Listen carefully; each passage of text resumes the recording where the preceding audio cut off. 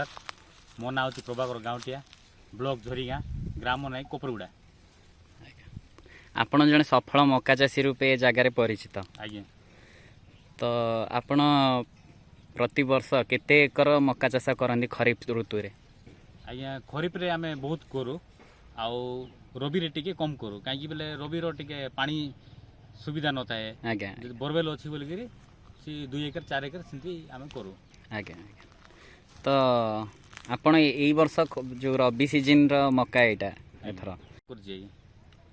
रबी season रे 2 एकर करथिले नै कि आउ आपणकर पानी सुविधा केमती कोन पाउछन्ती कोठो? पानीटा बोले हमर बोरवेल गुट अछि आज्ञा सी बोरवेल रो ड्रिप सुविधा अछि ताई रे आमे करछे।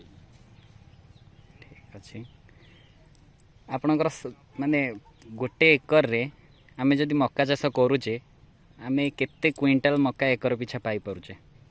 आज्ञा हम रबी फसल रे टिके मक्का टिके भलो हुए सी अनुसार मो तो एबे वर्तमान भांगी नै जा मते लागुचे एकर प्रति 30 रु 35 आसबो 30 रु 35 क्विंटल आज्ञा नै कि तो आपणकर खर्च एकर पिछा केते हुए? आज्ञा खर्च तो हुए कहीं हलटू कुली तापर मका सब होइकिरी हुए आज्ञा कि मैक्सिमम गोटे 15-20 हजार हम कहीं बोले लेबर फेबर सब अच्छा तो से अनुसार।